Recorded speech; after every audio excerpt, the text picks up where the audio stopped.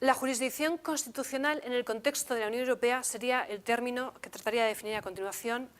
y, en primer lugar, haríamos referencia al término jurisdicción constitucional, que es uno de los elementos básicos del constitucionalismo posterior a la Segunda Guerra Mundial,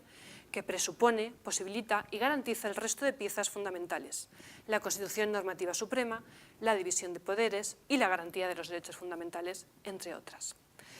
Pero a la definición tradicional de la jurisdicción constitucional es preciso contraponer un concepto de jurisdicción constitucional que sea coherente con el constitucionalismo multinivel propio de la Unión Europea. Y en este sentido aventuro la siguiente definición. En el actual estadio de desarrollo del derecho constitucional europeo se trata de determinar si los diferentes Estados cuentan o no con un órgano de defensa de la Constitución nacional como norma jurídica suprema del ordenamiento interno, pero sometida al principio de primacía del derecho de la Unión Europea y a la existencia de un derecho constitucional europeo que, como elemento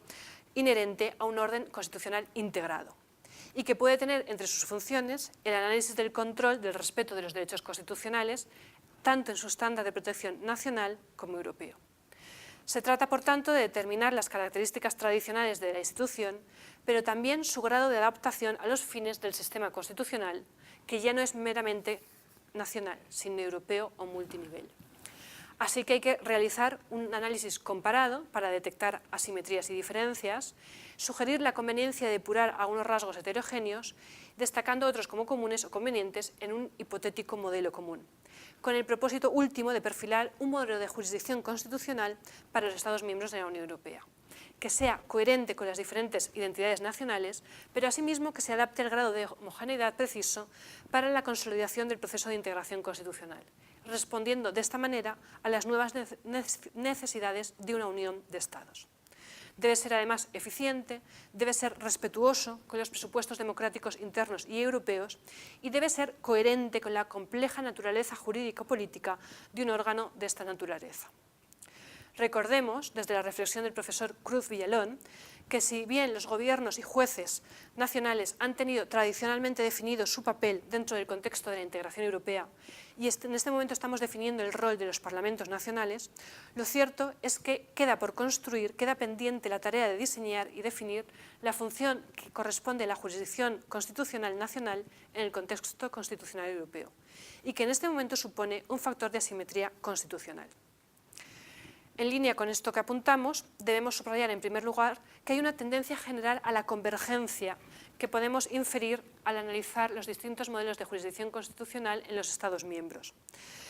Pero su evolución no impide dejar de hablar de un alto grado de heterogeneidad entre estos modelos. Por tanto, en aras a la homogeneidad, sería deseable establecer en el marco del constitucionalismo multinivel europeo,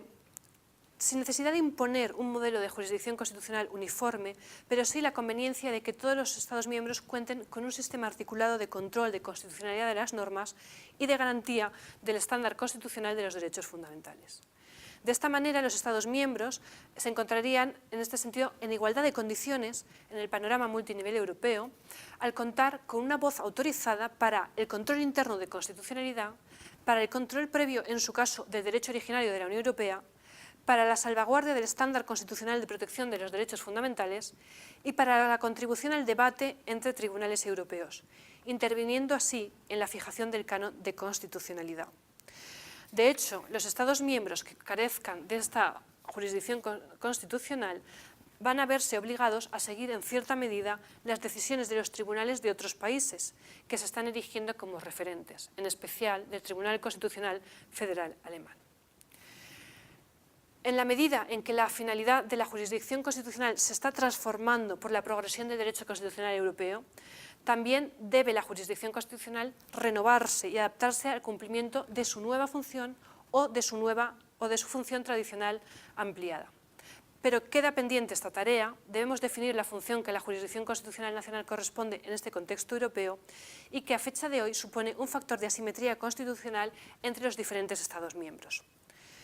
En todo caso, proponemos que la reflexión sobre el diseño del rol europeo de jurisdicción constitucional se acometa desde la consideración positiva de la participación de todos los actores, dado que nos encontramos ante un derecho constitucional vivo.